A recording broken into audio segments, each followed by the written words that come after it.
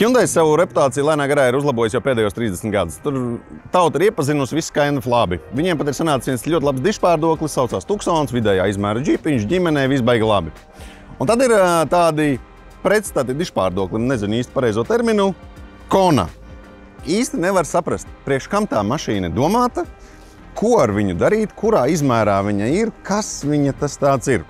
To saprotot, mēs atradām mūsu kolēģi Sindiju Bukšu, kura par Konām zina vismazāk. Tā gan ir, jā. Mēģināsim saprast, kam tad īsti Kona ir domāta. Mums ir hibrīds un mums ir elektriskais. Ar kur tu gribi sākt? Droši vien, kā ar hibrīdu. Sākam ar hibrīdu. Tad tu ikdienā strādā ar korporatīviem klientiem. Tev ir iepirkumi, tev ir specifikācijas, tev ir viss Exceļos un centimetros un kilogramos un visādi savādāk. Tieši tā. Tu zini, kurā izmērā ietilpst Kona? Nu, viņi ir 4,3, ja nemaldos. Tas tāds vidējā mašīnas izmērs. Jā, vidēja mašīna, jā. Jo iepriekšējā Kona, kas bija pirms šitās, tā bija super maziņa. Nu tā, ka tur aizmugurē pat cilvēks iekšā nevarēja iekāpt un bagažniekā bija super maz vietas mantām. Jā, man laikam nav pieredzes, ar ko salīdzināt iepriekšējā un tagadējā laikam. Tehniskās lietas. Pirmām kārtām, hibrīds mums ir 1.6 bezturbo atmosfēra ar elektromotoru un bateriju. Atšķirībā no Tucsona, Tucsons ir turbo, šitais ir bezturbo. Šitam degvielas patēriņš ir apmēram par 2 litri uz 100 mazāks. Nu, kad stipri mazāks. Sēdies iekšā, saproti, kas ir kas. Nē, pie stūras, es jau to mašīnu zinu. Tev jāzina. Labi, kāpsim iekšā, paskatīsimies, kas lācītim vēderā. Pirmais, kas tev būtu jāzina, ir tas, ka šitā ir prēmiju komplektācija, kas ir viena no pilnākajām, kas viņam ir. Mēs pēc tam spēlēsimies ar elektrisko, tur ir N-Lines, tas ir vēl vairāk. Bet būtībā šis ir viens no labākajiem, kas Konai mēdz būt iekšā. Mēs sākām ar to, ka īsti nav saprotams, priekš kam Kona domāta, jo viņa ir izaugusi drausmīgi liela. Viņa ir patiesībā tik liela, ka mēs viņu saucam par mini Tucsonu. Tagad, kad mēs sēžam iekšā... Tāda ir arī sajūta, tās pirmās sajūtas, viņa tā kā Tucsonā iekārtot. Vai ne? Ir.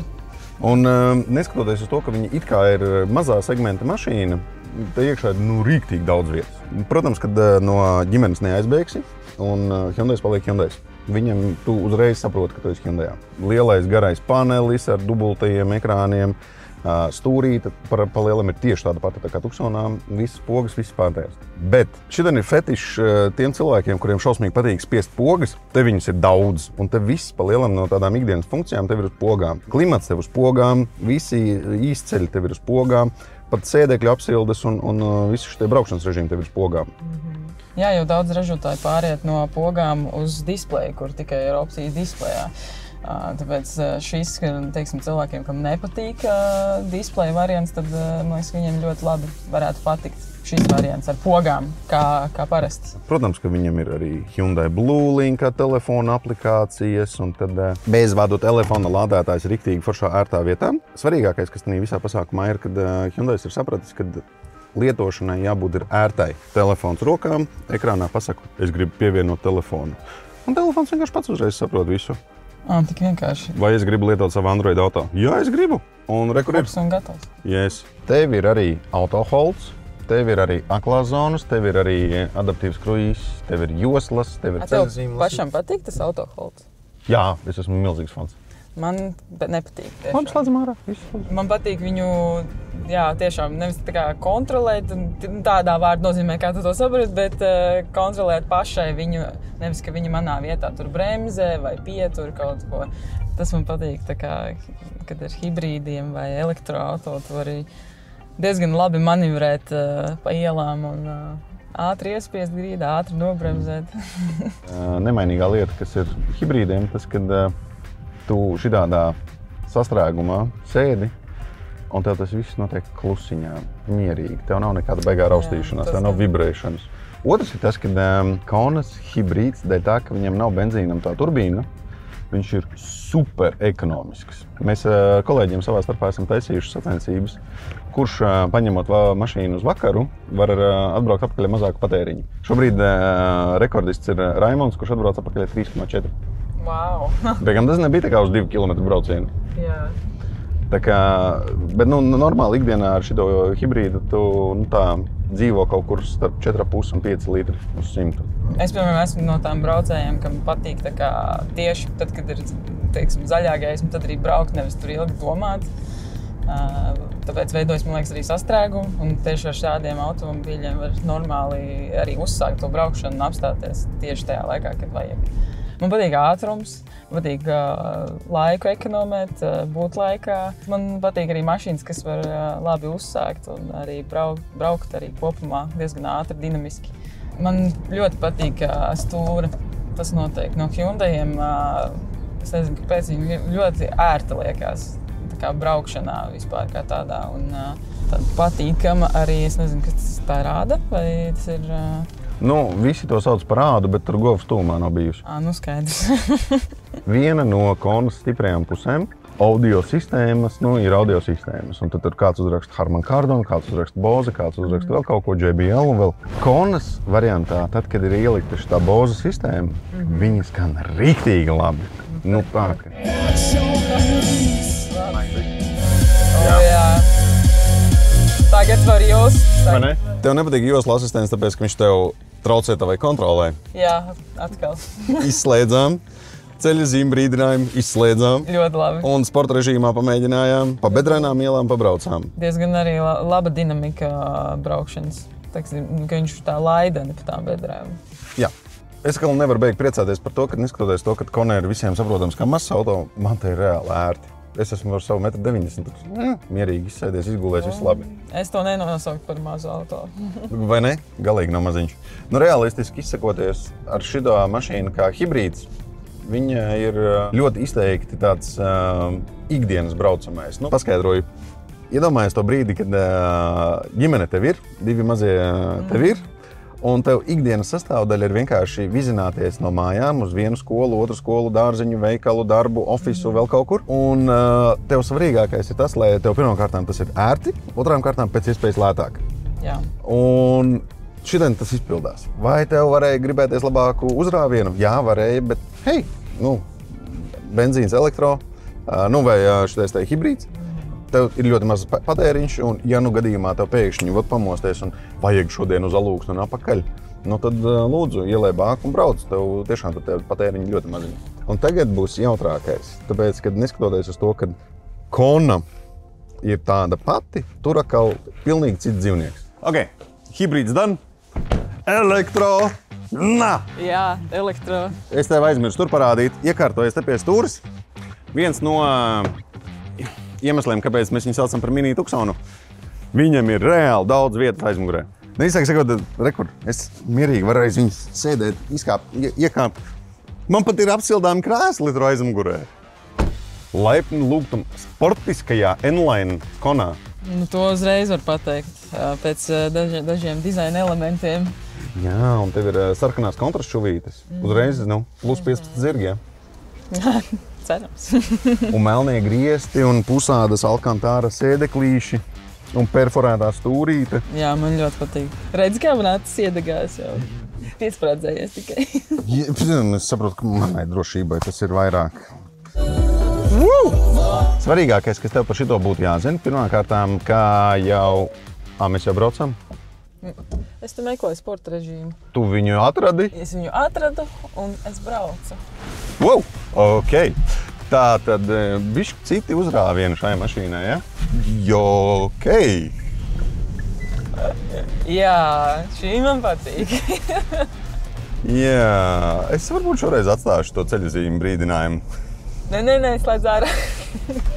Tā tad, ok. Tātad, ja hibrīdam bija iebildumi, ka varētu gribēties bišķi labāk dinamika, tad acīm redzot šeit viņi pazūd. Šeit dinamika ir ļoti laba un mani apmierina jau no pirmajām sekundēm. Tā kā es pat nedzirdēju, ko tu teici, piedod. Cepums Hyundai inženieriem, jo viņi rīktīgi labi ir nostrādājuši to elektrosadaļu. Starp citu, tev tur projekcija vēl ir. Jā.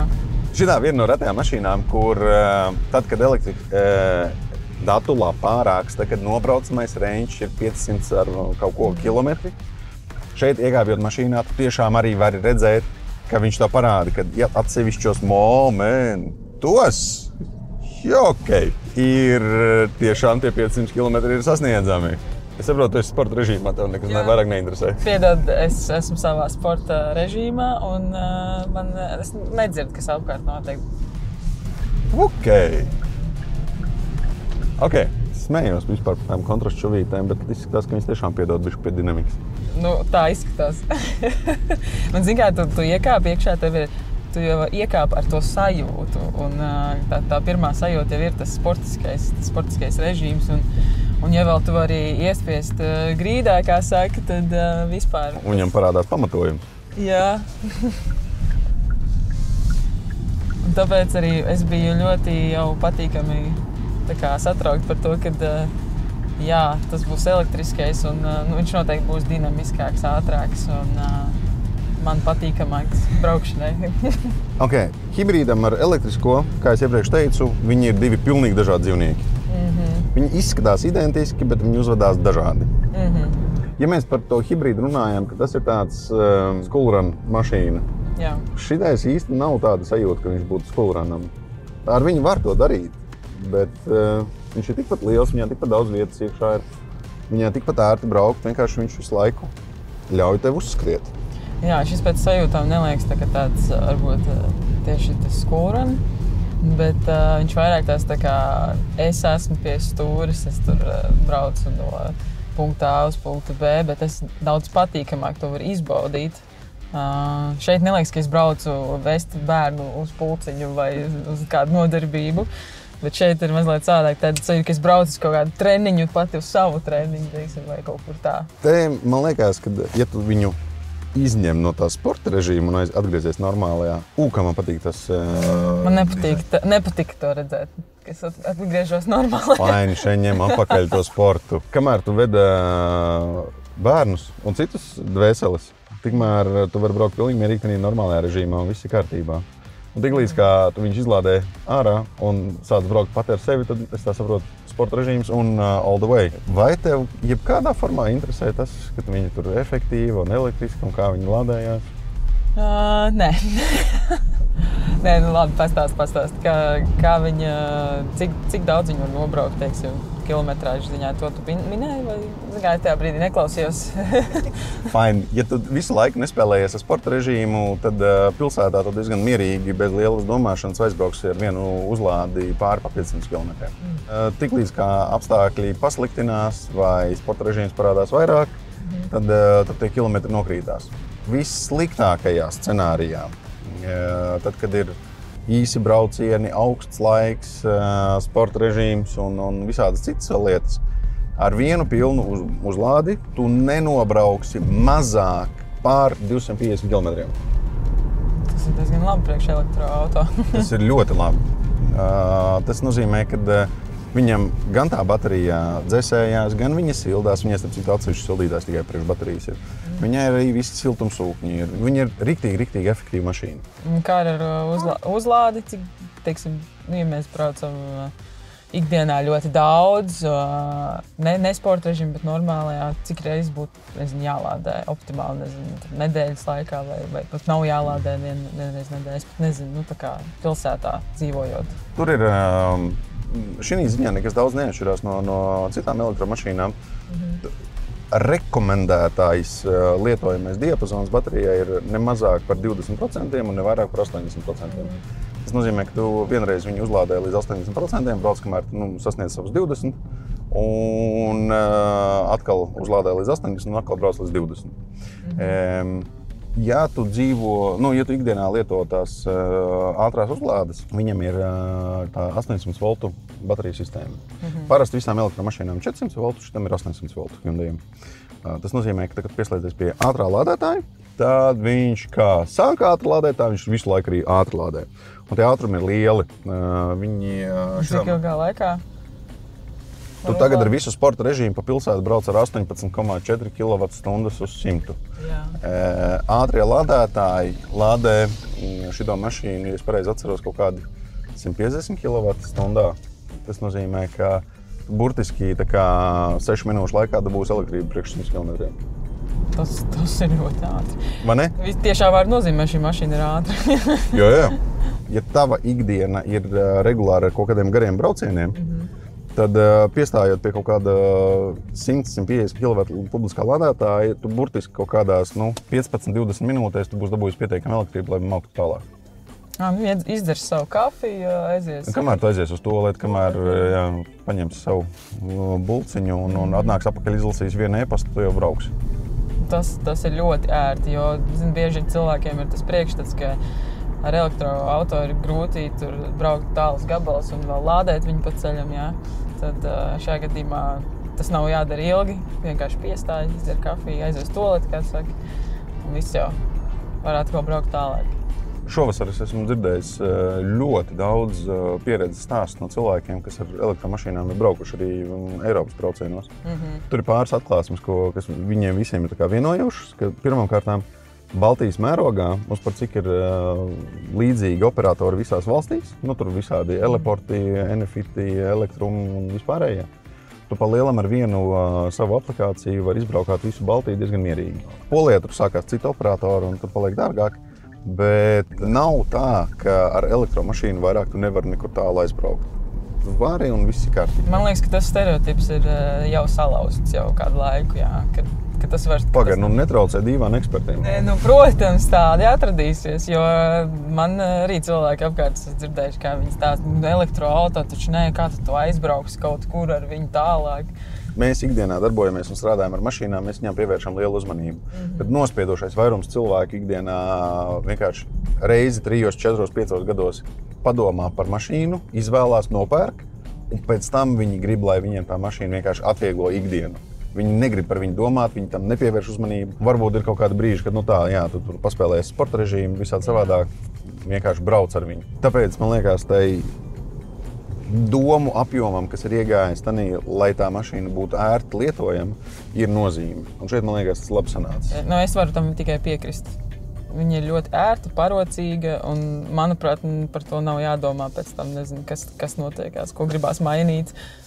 Pretrunīgais jautājums. Un dizains? Dizains man personīgi patīk. Lai gan, ja man jāslīdzina hibrīda versija ar elektroversiju, tad elektroversijas dizains man patīk labāk. Tu esi to sarkano kontrastu? Jā, laikam jau tas sportiskais. Tas ir labi. Bet ārējais dizains? Kona kopumā? Kona kopumā. Priekšu es nesaprotu, bet man patīk tas kaut kādā ziņā tas ieliekums. Viņš tāds, liekas, aerodinamiskāks no sporta viedokļa arī. Man viņa atgādina to aerodinamiku, un tas tā kā uzreiz liekas, ka tā mašīna būs tāda dinamiskāka, jaudīgāka, ātrāka. Labi, tad mums ir elektriskais un mums ir hibrīds. Pagaid, Tom. Pirms tu turpini, mēs drīkstam samainīties.